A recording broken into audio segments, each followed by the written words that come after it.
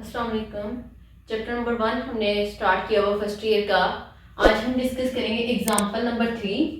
Example number 3 की statement है that ascorbic acid, और स्कॉर्बिक एसिड को विटामिन सी भी कहा जाता है। ये एमसीक्यूज के तौर पे आपने याद रखना है, ज़हन में रखना है कि vitamin C ascorbic acid contains 40.92% carbon, 4.58% hydrogen and 54.5% oxygen by mass. What is the empirical formula of ascorbic acid? ascorbic acid का empirical formula find out करना है, और हमें सबसे पहले दे दी है उन्होंने परसेंटेजेस ऑफ एलिमेंट्स, कौन कौन से एलिमेंट्स की, कार्बन, हाइड्रोजन और ऑक्सीजन की परसेंटेज। सबसे पहले हम लोग लिखेंगे गिवन डाटा कि हमें क्या क्या चीजें गिवन है। सो तीनों एलिमेंट्स की हमें परसेंटेज दी गई है। नंबर 1 परसेंटेज ऑफ कार्बन, और परसेंटेज ऑफ कार्बन कितनी है 40.92%। नेक्स्ट वन परसेंटेज ऑफ हमारे पास है हाइड्रोजन की परसेंटेज, और हाइड्रोजन की परसेंटेज कितनी है 4.58%। फिर इसके बाद है percentage of oxygen which is equal to 54.5% by mass। Empirical formula find करने के हमने 4 स्टेप्स देखे थे। नंबर 1 हमें परसेंटेज फाइंड करनी होती है कंबस्शन एनालिसिस के जरिए, या फिर हमें डायरेक्टली परसेंटेज दे दी जाती है। यहाँ पे हमें डायरेक्टली गिवन है परसेंटेज, तो पहला काम तो आसान हो गया। नंबर 2 हमें फाइंड आउट करने होते हैं नंबर ऑफ ग्राम एटम्स, और नंबर ऑफ ग्राम एटम्स कैसे फाइंड करते हैं, जो भी परसेंटेज हो उस जिस एलिमेंट की, उसी के रिलेटिव एटॉमिक मास के साथ उस परसेंटेज को डिवाइड करते हैं, तो हमारे पास आ जाते हैं नंबर ऑफ ग्राम एटम्स। फिर एटॉमिक रेशियो को फाइंड किया जाता है, जो नंबर ऑफ ग्राम एटम्स आते हैं उनमें से जो सबसे छोटा नंबर होता है उसके साथ सब वैल्यूज को डिवाइड कर देते हैं।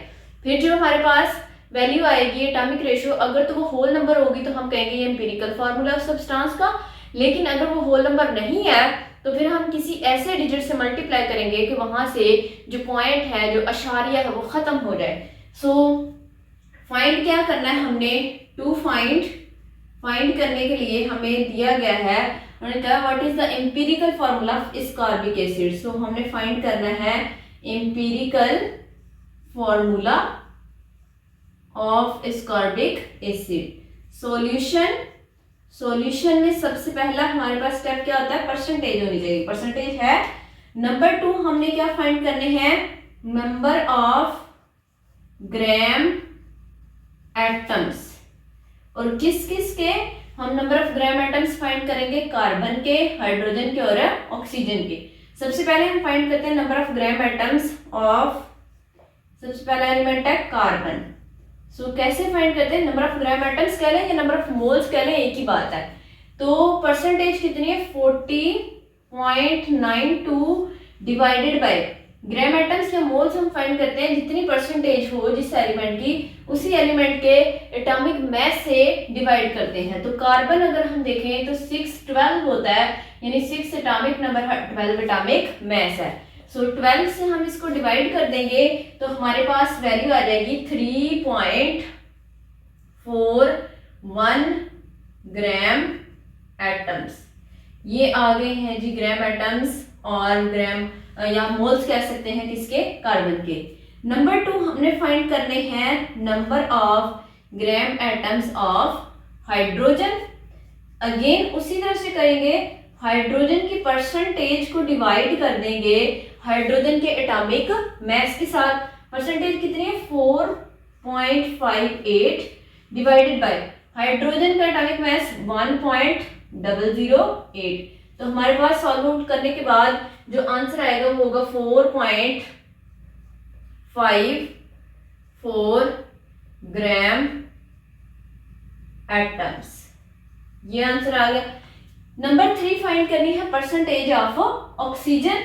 सो लिखे, sorry, percentage of oxygen given है, फाइंड करने number of gram atoms of oxygen.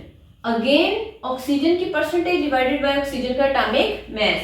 तो ऑक्सीजन, हाइड्रोजन को अगर हम देखें तो 1 1 होता है, हम एटॉमिक मास को 1.008 लिखते हैं और ऑक्सीजन O816, 8 एटॉमिक नंबर और 16 atomic mass. So atomic mass से हम डिवाइड कर देंगे, परसेंटेज कितनी है 54.5 डिवाइडेड बाय 16, तो आंसर आएगा हमारे पास 3.406 तकरीबन यही आंसर आएगा 3.406 ग्राम एटम्स। ये हमारे पास आ गए हैं तीनों एलिमेंट्स के ग्राम एटम्स। नेक्स्ट स्टेप क्या है? स्टेप नंबर 1 होता है परसेंटेज फाइंड करनी थी, वो हमें गिवन है। नंबर 2 ग्राम एटम्स फाइंड कर लिए हैं। और स्टेप नंबर 3 हमारे पास क्या होता है, हमने फाइंड करने हैं एटॉमिक रेशो को। और एटॉमिक रेशो कैसे फाइंड की जाती है, जैसे हमारे पास है कार्बन, हाइड्रोजन और ऑक्सीजन, तो इनके जो ग्राम एटम्स आए हैं उनमें से जो सबसे छोटी वैल्यू होगी उसके साथ सारी की सारी वैल्यूज को डिवाइड कर देंगे। यानी कार्बन की वैल्यू क्या है 3.41 ग्राम एटम्स आए हैं, रेशो हाइड्रोजन क्या है 4.54 ग्राम एटम्स और ऑक्सीजन क्या है 3.406 ग्राम एटम्स।